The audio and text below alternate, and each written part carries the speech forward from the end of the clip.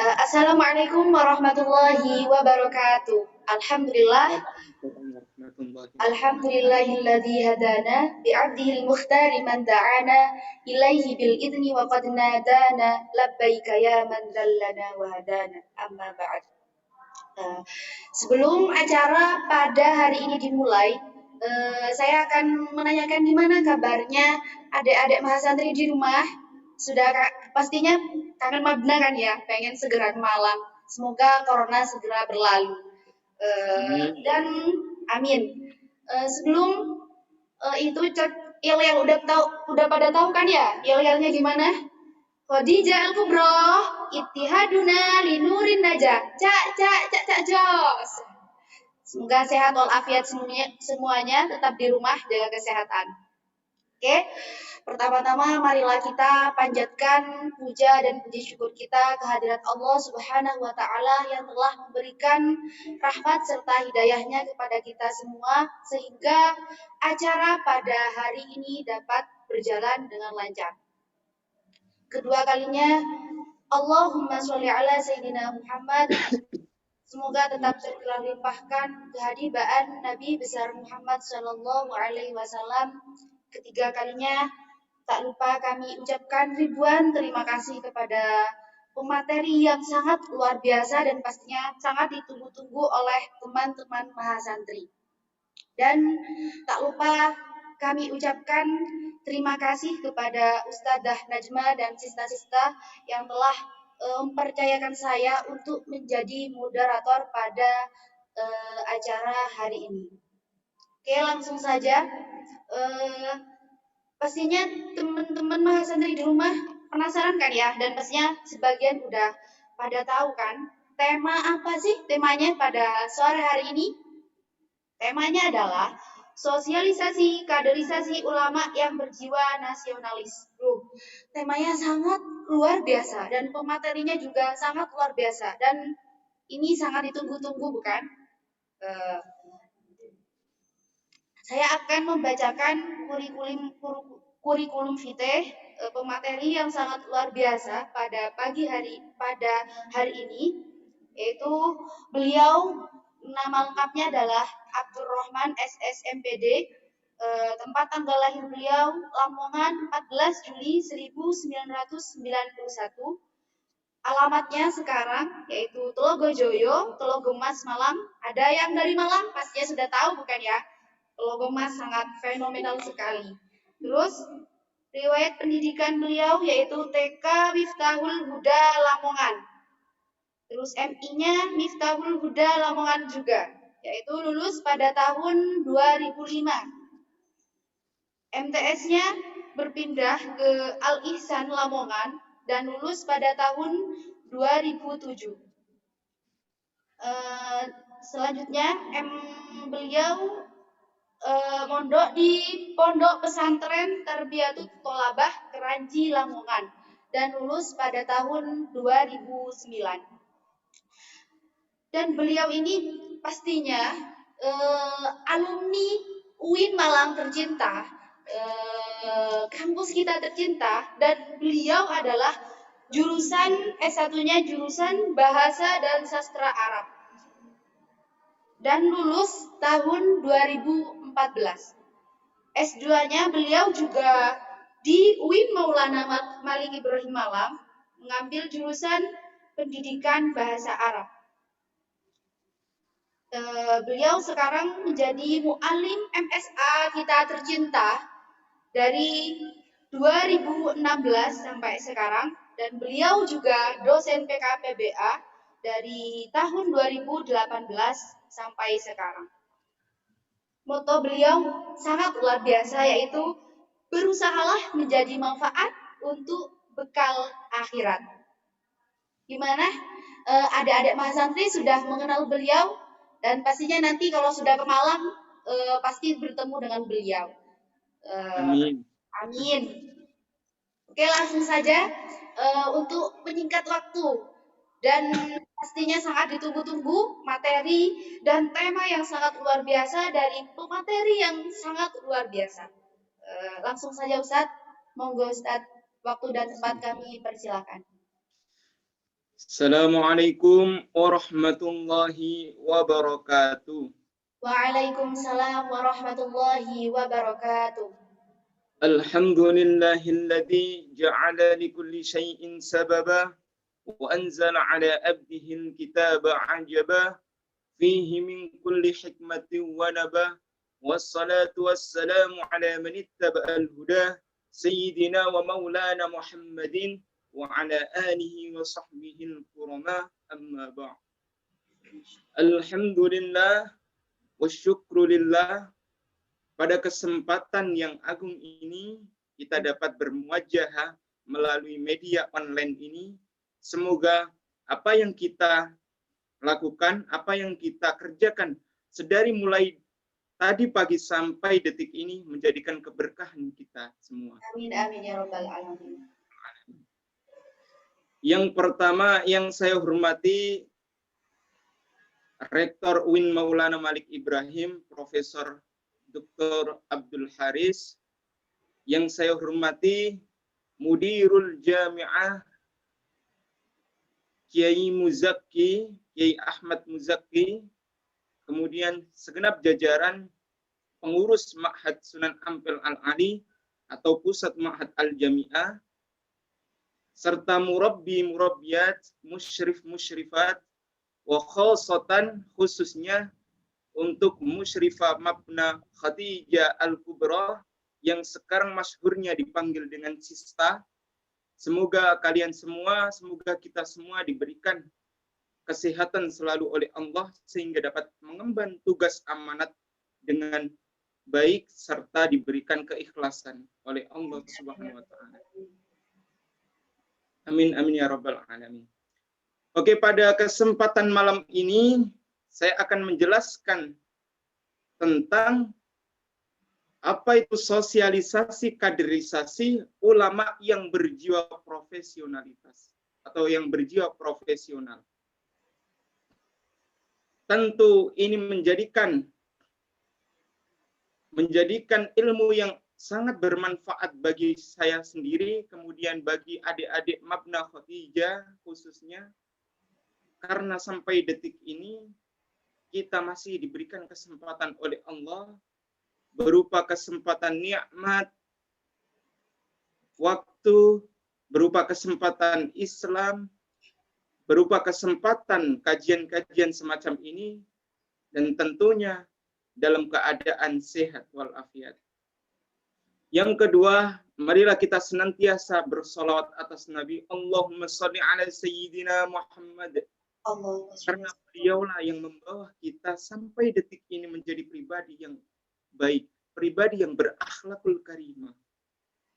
Yang awalnya kita tidak tahu menahu soal agama, yang mana pada dasarnya kita tidak mengerti, yang mana hal yang baik, yang mana hal yang buruk, sehingga kita dapat mengemban, dapat mencari atau thalabul ilm melalui ajaran-ajaran yang diberikan oleh Nabi besar Muhammad sallallahu alaihi wasallam. Oke, pada kesempatan hari ini kita akan belajar bersama tentang yang namanya sosialisasi kaderisasi ulama yang berjiwa nasionalis. Sebelum kita masuk pada tema yang inti ini, kita perlu mengenang, kita perlu tahu bahwa fakta-fakta yang terjadi di masyarakat kita saat ini. Selain adanya virus corona yang menerjang bangsa Indonesia ini, pada akhir-akhir ini atau zaman ini, banyak sekali ulama yang meninggalkan kita. Banyak sekali ulama-ulama yang dipanggil oleh Allah.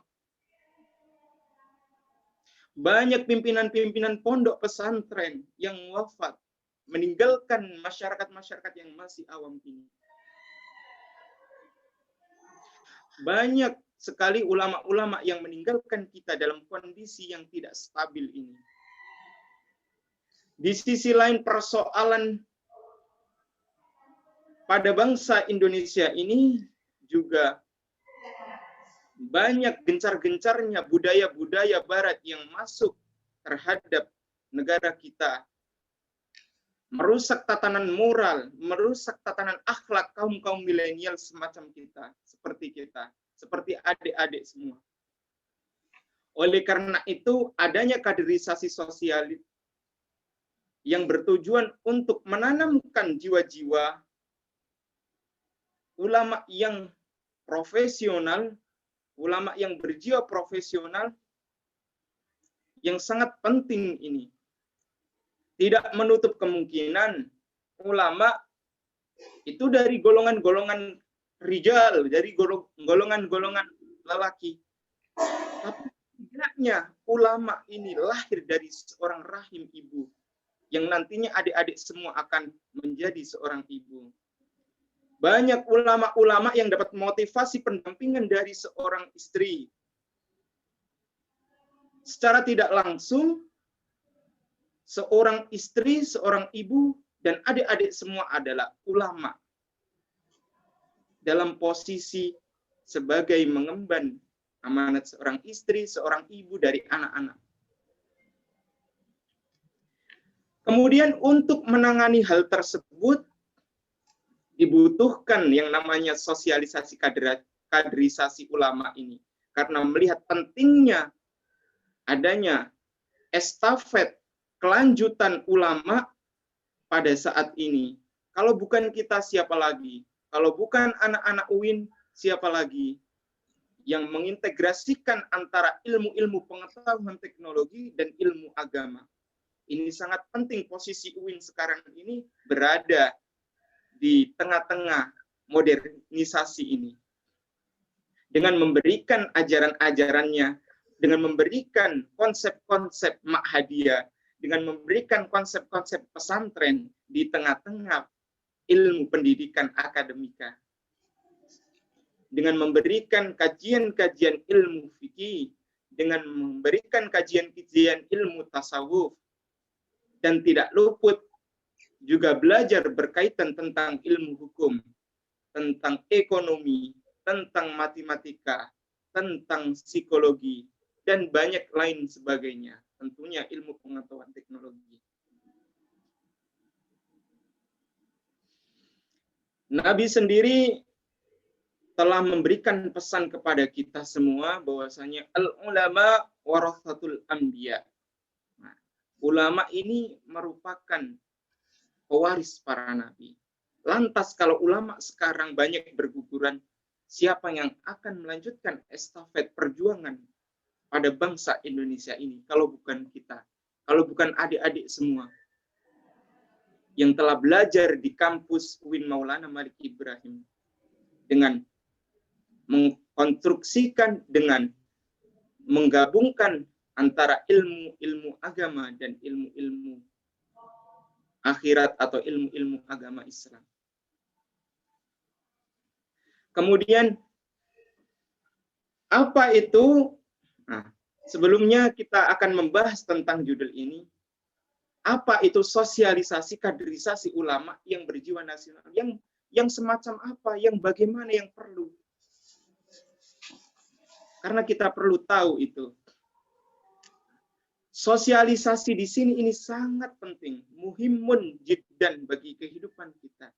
Apalagi buat generasi-generasi milenial yang semangat-semangatnya dalam belajar agama maupun ilmu pengetahuan umum.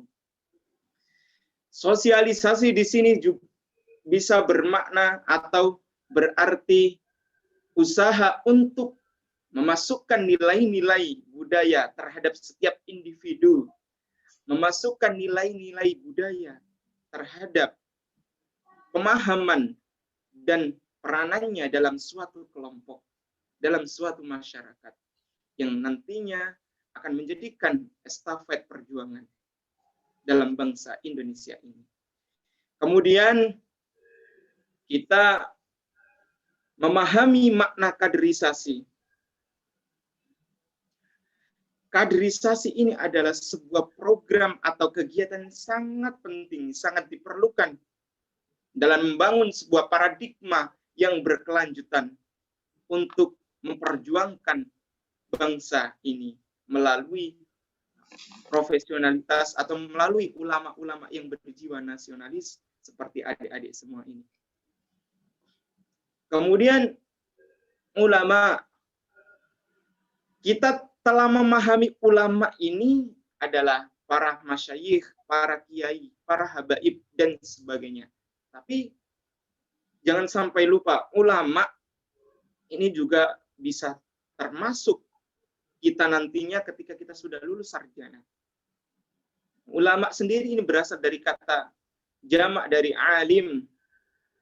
Ulama yang berarti orang-orang yang berilmu. Ilmu apa? Yang ilmu-ilmu yang berkaitan dengan ilmu duniawi dan berkaitan juga dengan ilmu ukhrawi. Seperti adik-adik semua, seperti kita yang belajar di kampus UIN Maulana Malik Ibrahim. Sehingga orang Arab mengatakan bahwasanya laulal ulama ka'annan nas kal bahaim. Jikalau tanpa ulama, maka manusia ini selayaknya hewan peliharaan. Apa bedanya? Karena adanya ulama, warasatul anbiya, pewaris para nabi ini, memberikan bekal pada kita semua, memberikan suri tauladan yang baik, melalui akhlak, budaya, sosial. Sekarang, di Indonesia kita lihat di warung-warung, anak-anak muda main game, main gadget. Ini sangat miris. Yang perlu kita lakukan adalah memberikan dakwah-dakwah, memberikan paradigma-paradigma yang baik untuk orang-orang pengangguran, untuk orang-orang yang berada di pedalaman, yang masih awam terhadap persoalan-persoalan agama dan persoalan bangsa ini. Bagaimana kita, calon-calon sarjana UIN, bisa memberikan dakwah melalui ilmu pengetahuan teknologi, melalui lisan, dan melalui tulisan. Sarananya banyak sekali, melalui Facebook, melalui Twitter, melalui aplikasi-aplikasi yang lain, Instagram dan sebagainya. Bisa kita aplikasikan. Apa gunanya kalau kita berilmu, tapi kita tidak amalkan? Jangan bilang, saya masih lemah Ustadz, masih kurang ilmunya. Jangan pernah bilang begitu. Asalkan yang kita sampaikan ini adalah benar. Yang kita sampaikan ini tidak merusak tatanan bangsa. Yang kita sampaikan ini sesuai dengan hukum negara, sesuai dengan hukum agama Islam. Jangan pernah takut untuk menyampaikan sesuatu yang benar. Meskipun pada ujungnya nanti ada beberapa oknum-oknum yang tidak suka.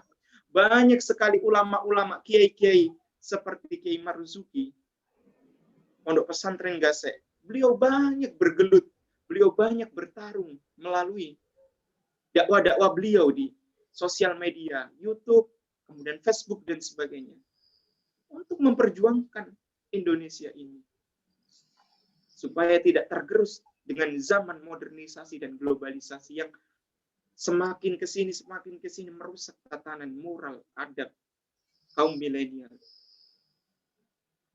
Kemudian ulama yang berjiwa nasional, yang bagaimana yang berjiwa nasional?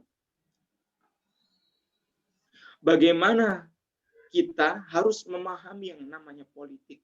Bukan berarti kiai itu haram melakukan politik.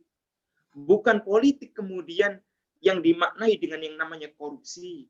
Bukan politik kemudian disalahartikan sebagai taktik membodohi orang-orang yang awam. Tapi politik di sini adalah bagaimana seorang dakwah, seorang ulama bisa melawan, mempunyai strategi dakwah, baik dari segi ilmu pengetahuan teknologi atau secara langsung bil lisan.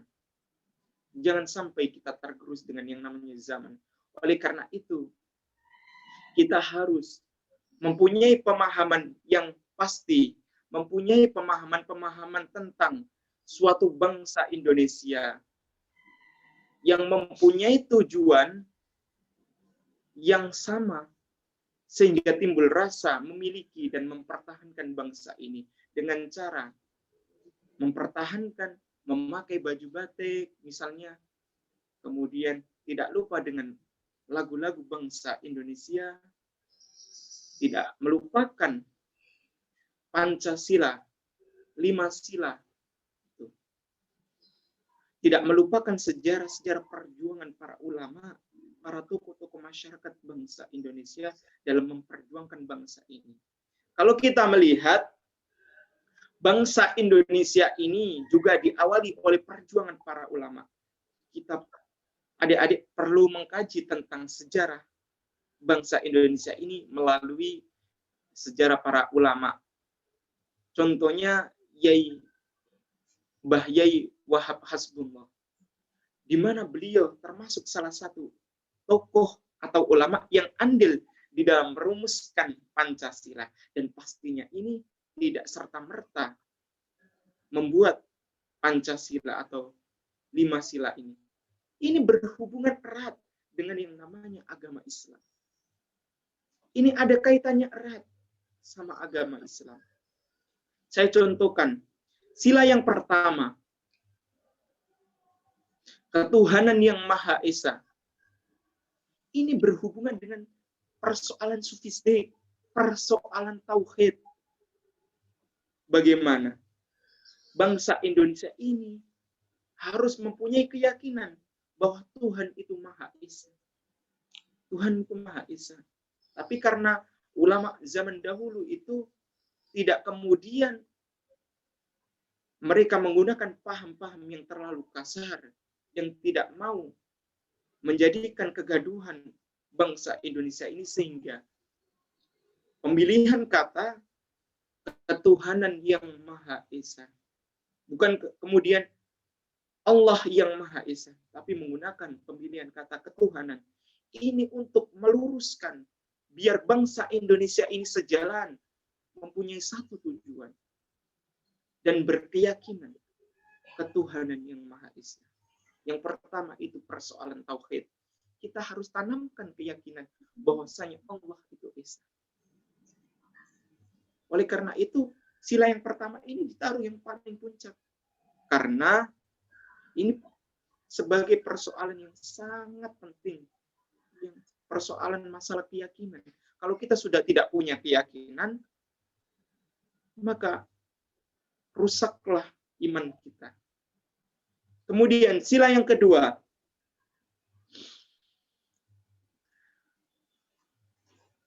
kemanusiaan yang adil dan beradab. Nah, ini menjadi persoalan yang sampai detik ini patut kita perhitungkan. Kemanusiaan yang adil dan beradab. Adanya sosialisasi kaderisasi ulama yang berjiwa nasionalis ini salah satunya membentuk karakter adik-adik semua. Membentuk karakter kita sebagai pribadi yang bisa adil. Karena memang adil ini sangat mudah di lisan tapi sukar untuk dilaksanakan. Adil. Karena yang kita lihat persoalan di bangsa Indonesia ini, kalau kita lihat hukum sekarang, tajam ke atas dan tumpul ke bawah. Kita lihat hukum sekarang berpihak. Siapa yang punya uang banyak, itu yang menang. Coba berapa cerita kisah yang sangat memilukan. Pencuri pisang dihajar massa masuk penjara 5 tahun. Sedangkan yang koruptor, yang memakan uang rakyat ratusan juta bahkan miliaran, mereka fine-fine aja, mereka bisa keluyuran, mereka bebas. Ini adalah satu tanda bahwasanya hukum ini perlu ditegakkan dengan adil dan seadil-adilnya. Dan selain adil juga beradab. Ini sangat susah diaplikasikan, apalagi kaum milenial zaman sekarang ini. Oleh karena itu hadirnya UIN di tengah-tengah masyarakat sekarang ini sangat penting. Saya berharap adik-adik semua, khususnya Mabna Khotijah Al-Kubro ini, menjadi pribadi yang beradab, yang berakhlakul karimah. Bagaimana kita mempunyai sikap terhadap guru kita, bagaimana kita bersikap terhadap orang tua kita, bagaimana kita bersikap kepada musyrif-musyrifah, bagaimana kita bersikap terhadap teman kita.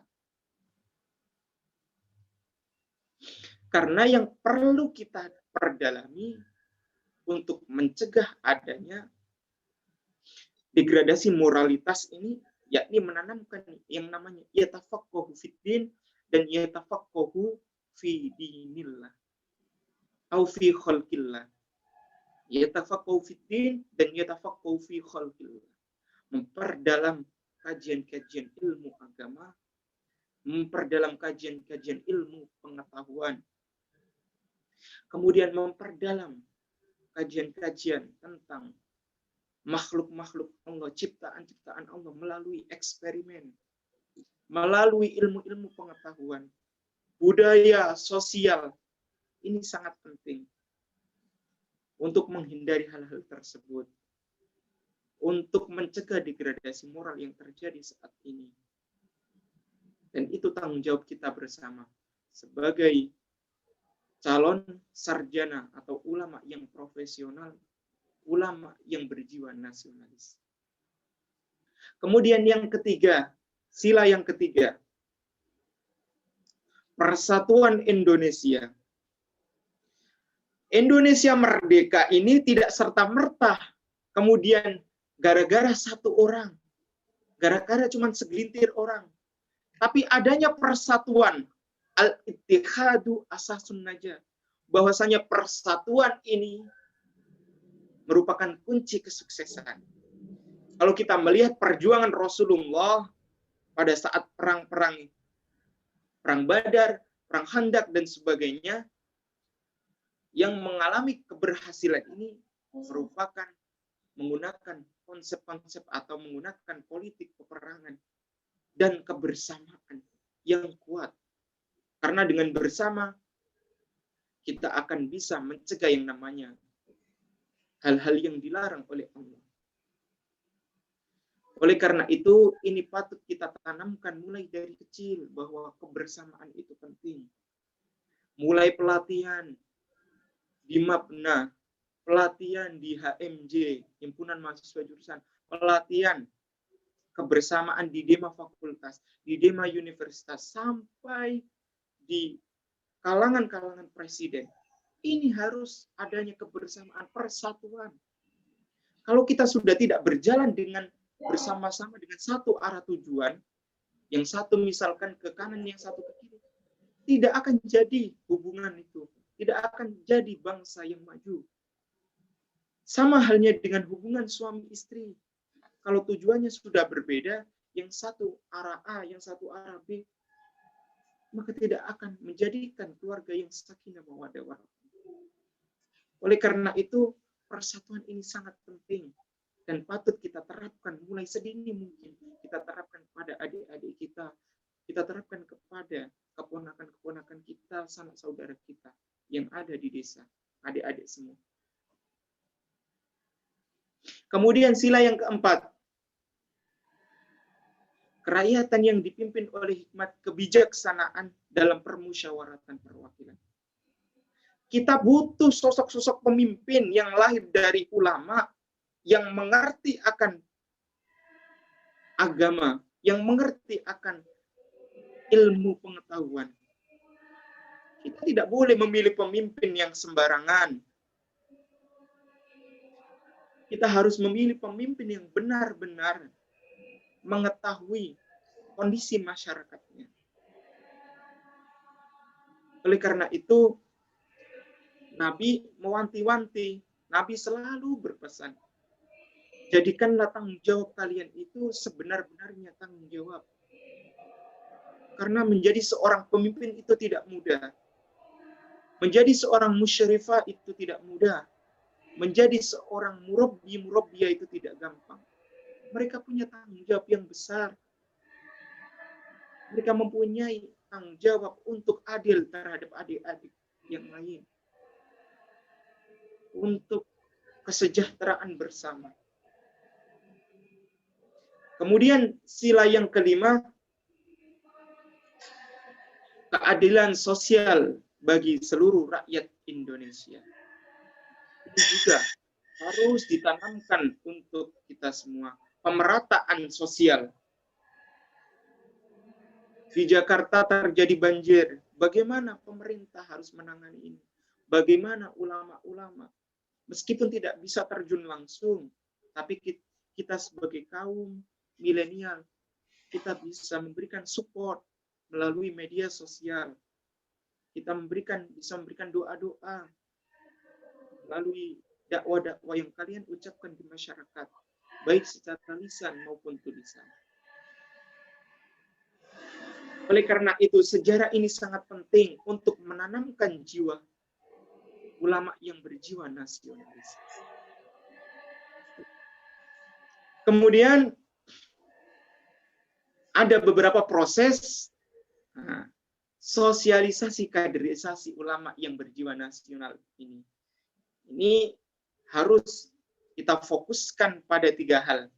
Yang pertama, pendalaman ulang ilmu-ilmu Islam dan ilmu-ilmu pengetahuan umum yang mendalam. Apa yang saya sebutkan tadi ya, yatafaqquh fiddin.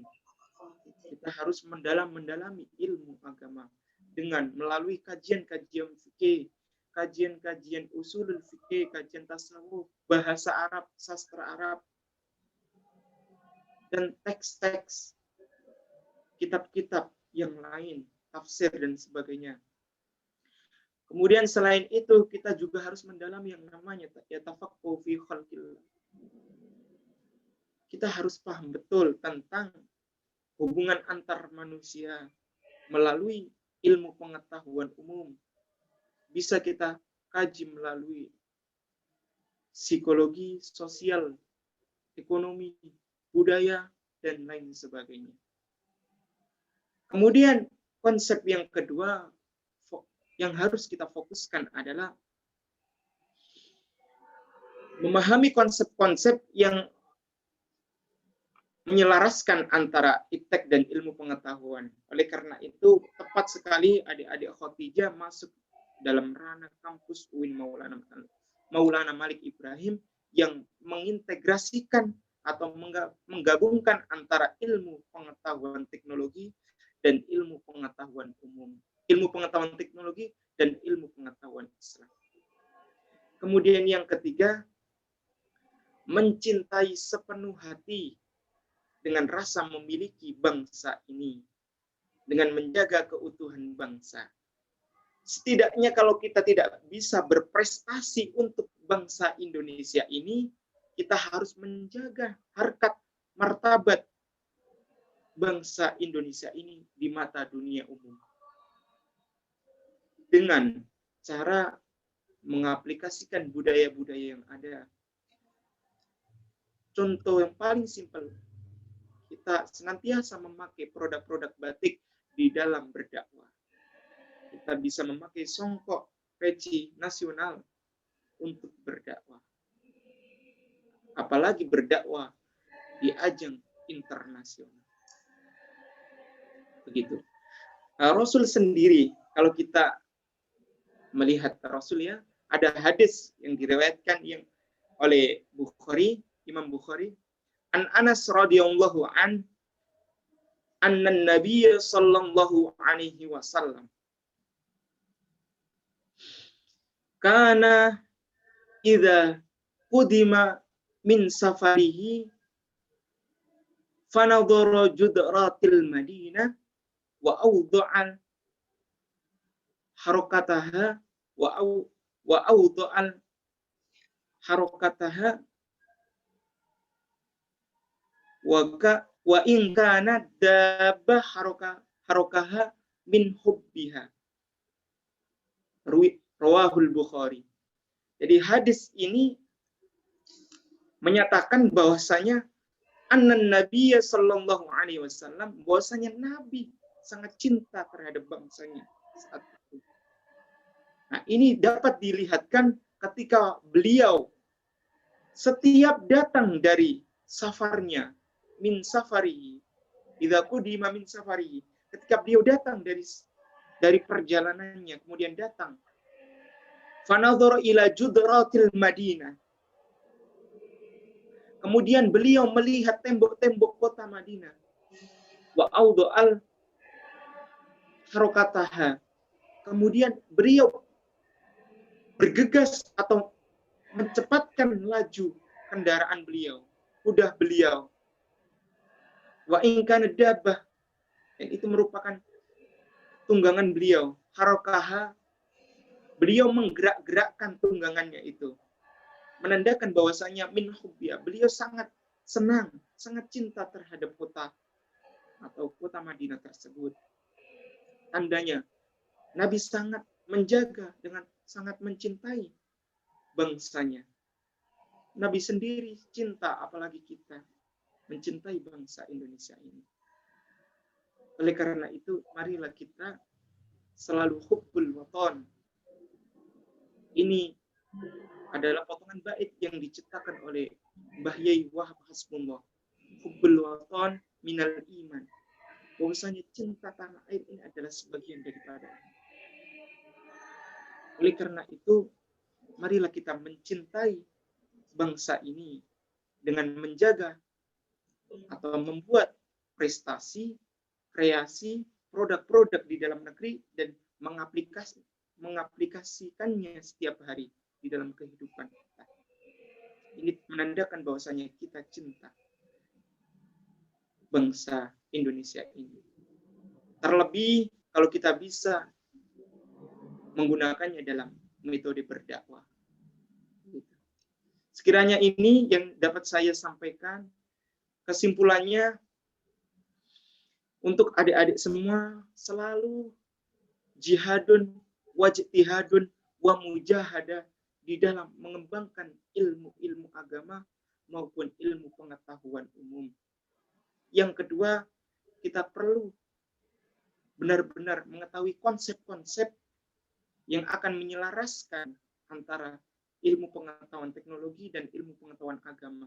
Kita harus bisa menghubungkannya sehingga kelak ketika kita berdakwah tidak hanya bil lisan tapi bisa juga dengan cara tulisan.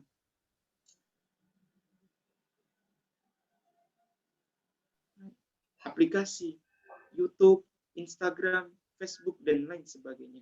Kemudian yang ketiga, marilah kita mencintai sepenuh hati dengan rasa memiliki bangsa ini, dengan menjaga hakikat martabat bangsa Indonesia ini. Sekian yang dapat saya sampaikan. Semoga adik-adik semua, semoga ilmu yang sedikit saya sampaikan ini menjadikan ilmu yang berkah bagi adik-adik Musyrifah Mabna Khadijah Al-Kubra pada kesempatan kali ini. Nanti kalau ada pertanyaan silakan kita diskusikan bersama. Sekian yang dapat saya sampaikan. Wallahul muwaffiq ila aqwamit thoriq. Wassalamualaikum warahmatullahi wabarakatuh. Waalaikumsalam warahmatullahi wabarakatuh. Terima kasih Ustadz atas penjelasannya. Ini gimana teman-teman Mas Andri? Mungkin dari penjelasan Ustadz tadi telah membuka hati kita untuk memperjuangkan Indonesia dengan tetap beradab dan tidak tergerus oleh berjalannya zaman. Dan kita itu perlu mengkaji sejarah-sejarah ulama untuk menjadi ulama yang nasionalis dalam memperjuangkan negara Indonesia ini. Ini Ustadz sebelumnya sudah di-share tema pada hari ini dan di situ itu Mas Andri sangat antusias sekali Ustadz pada tema pada hari ini, soalnya sangat menarik dan pemateriannya juga sangat luar biasa. Jadi Ustadz ini ada beberapa pertanyaan Ustadz. Iya, silakan. Oke, ini pertanyaan salah satu adik-adik Mas Andri. Ustadz, kan di Indonesia sangat banyak daerah-daerah yang tertinggal, sehingga penyebaran ulama tidak merata. Dan orang-orang pelosok pasti banyak berguru pada ustadz-ustadz yang viral di platform sosial media. Salah satunya yaitu YouTube, Facebook, Twitter, dan lain-lain sebagainya.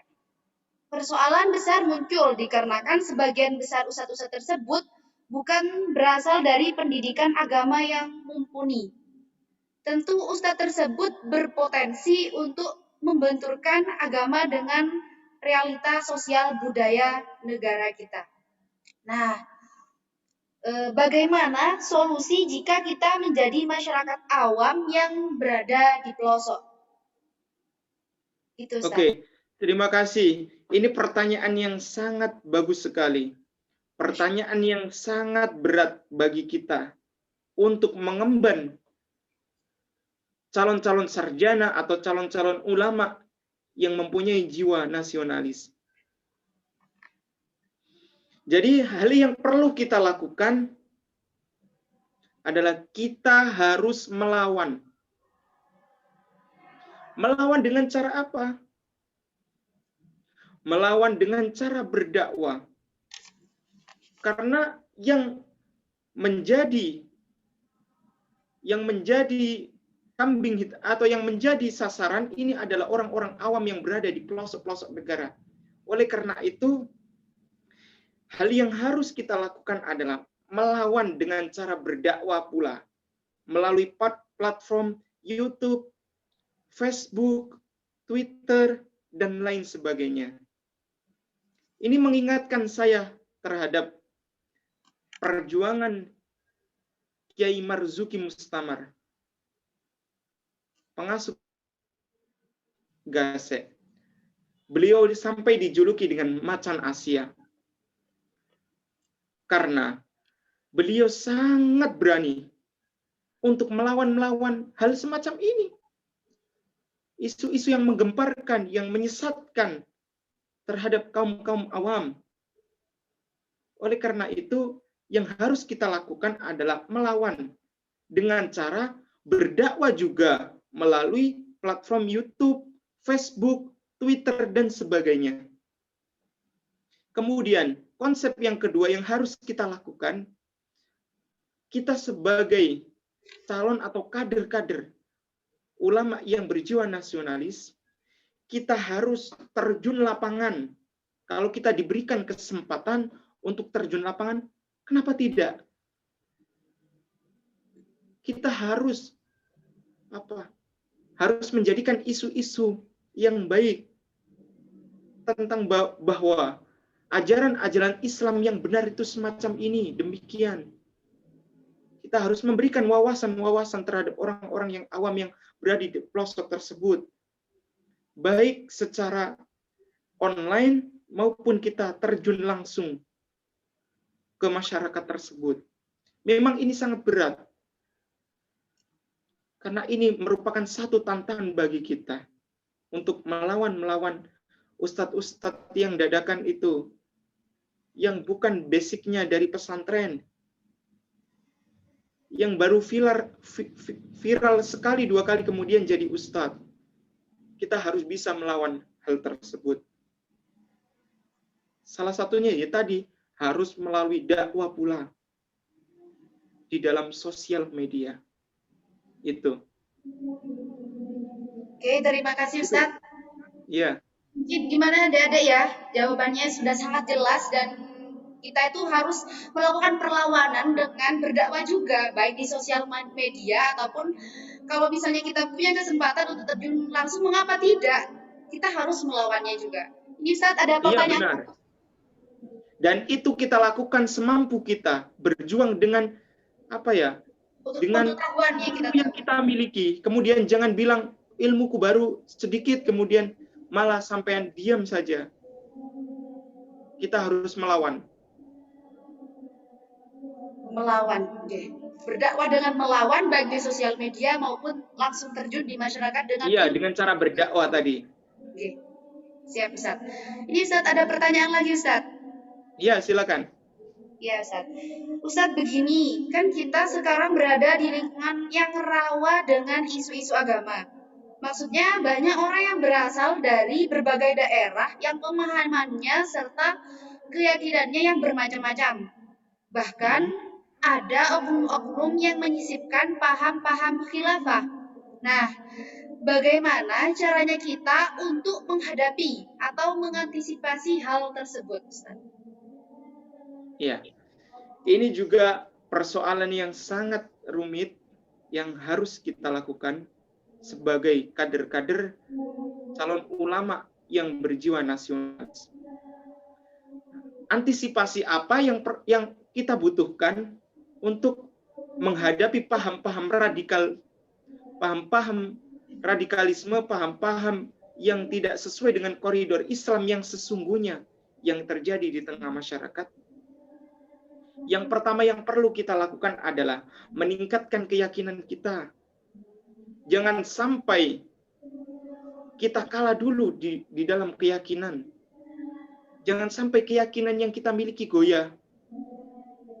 Yang pertama, keyakinan kita harus dikuatkan, meningkatkan keyakinan kita dengan cara yang pertama, mengenali setiap individu atau mengenali setiap kelompok yang mengajarkan serta mengajak kekerasan atau kebencian dengan cara kembali kepada jalan hukum Al-Quran, hadis, maupun ijtima'ul ulama.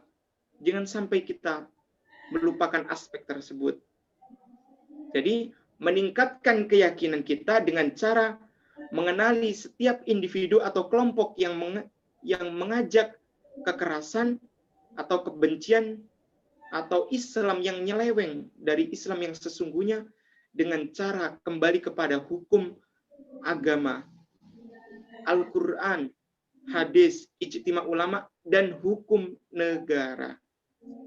Kemudian yang kedua yang perlu kita lakukan adalah kita harus membentengi diri kita, keluarga kita, serta lingkungan di sekitar kita dengan cara berdakwah yang bagaimana? Berdakwah yang bagaimana? Berdakwah yang paling mudah, yang sekiranya itu mudah diterima oleh masyarakat sekitar. Baik itu secara lisan maupun tulisan, baik itu secara langsung maupun secara tulisan atau secara media sosial tadi. Jadi yang pertama tadi meningkatkan keyakinan kita. Yang kedua itu kita harus membentengi diri kita, keluarga kita, lingkungan sekitar kita. Bahwasanya ajaran-ajaran atau paham-paham tersebut itu salah, itu tidak benar. Dengan cara kembali kepada hukum Al-Quran, hukum agama Islam, hadis, ijtima'ul ulama, qiyas, dan hukum negara. Itu yang perlu kita persiapkan untuk menerima pemahaman-pemahaman liberal atau radikalisme. Gitu. Syukran Ustadz. Jadi kita itu adik-adik Mas Santri ya. Pertama kita harus menguatkan keyakinan pada diri kita terlebih dahulu. Baru habis itu kita harus membentengi kita lebih kuat. Terus keluarga kita, lingkungan kita agar kita bisa terjaga dari aliran-aliran yang tidak benar ya. Terus pertanyaan yang terakhir Ustaz. Iya, silakan. Bagaimana menanamkan jiwa Islam nasionalis di tengah berbedanya pola pikir masyarakat? Terima kasih. Sebenarnya 3 dari pertanyaan tadi itu sangat erat kaitannya. Jadi ada hubungannya. Jadi terima kasih pertanyaan yang sangat bagus dari adik-adik ini ya.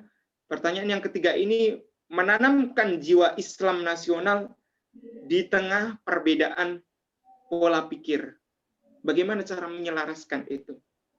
Yang pertama yang harus kita lakukan, kita harus giat untuk berdakwah, baik secara lisan tadi atau tulisan. Dengan berlandaskan hukum agama dan hukum negara secara benar. Serta tidak melupakan yang namanya perjuangan para tokoh-tokoh bangsa Indonesia, baik dari kalangan ulama maupun tokoh masyarakat. Contoh halnya, mengenang perjuangan-perjuangan Mbah Wahab Hasbullah dalam andil merumuskan Pancasila yang saya telah jelaskan tadi, yang 5 sila tadi. Jadi yang pertama yang perlu kita lakukan adalah giat untuk berdakwah dan tidak melupakan yang namanya sejarah perjuangan bangsa Indonesia ini, baik dari golongan ulama maupun tokoh masyarakat, dengan mempelajari Pancasila atau menanamkan Pancasila di dalam jati diri kita, serta memahami makna dari Pancasila, sila yang pertama sampai sila yang kelima. Jadi itu yang perlu kita lakukan. Oke Ustadz, syukran Ustadz. Jadi kita itu harus berdakwah untuk menyelaraskan itu harus berdakwah dengan lisan ataupun tulisan, kemudian menanamkan dalam jiwa kita, dalam diri kita sifat nasionalis dengan memahami Pancasila yang arti Pancasila yang sebenarnya. Syukran Ustadz atas waktunya dan materi dan ilmu yang sangat luar biasa sehingga bisa membukakan hati bagi saya, diri saya sendiri dan teman-teman mahasantri yang di rumah mungkin pasti sangat bahagia dan sangat antusias sekali dan sangat memahamkan penjelasan Ustadz pada hari ini. Jadi kesimpulan yang dapat diambil itu adalah kita itu harus mempunyai jiwa nasionalis yang dibalut dengan agama ya Ustadz ya? Iya, betul. Jadi jadi pilihan adik Khotijah ini ya, tepat sekali memilih kampus yang mengintegrasikan antara ilmu pengetahuan umum dan ilmu pengetahuan agama. Karena ini merupakan dasar atau cikal bakal menjadi ulama yang nasionalis. Bukan sekedar memahami ilmu-ilmu pengetahuan tentang nasionalisme, tapi juga menjadi ulama yang profesional. Itu. Siap. Berarti sangat cocok sekali adik-adik Mabna Khadijah Al-Kubra ini sekolah di kampus yang bisa menyelaraskan keduanya ya Ustadz ya? Iya benar, yang berbasis ulul albab. Betul ya, sekali. Betul Ustadz, berbasis ulul albab. Ustadz, syukran atas waktunya dan materi yang sangat luar biasa ini. Kami ucapkan ribuan terima kasih kepada Ustadz. Apabila saya sebagai moderator, apabila terdapat banyak kata yang salah, mohon maaf yang sebesar-besarnya.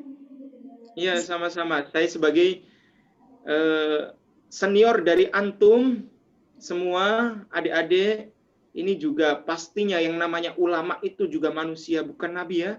Jadi kita pasti punya salah. Jangan khawatir kemudian ulama ketika mempunyai kesalahan atau kekhilafan, itu juga salah satu ciri dari manusia, bukan nabi. Gitu. Telah sampailah di penghujung acara pada hari ini. Marilah kita tutup acara pada malam hari ini dengan bacaan Ummul Kitab Al-Fatihah.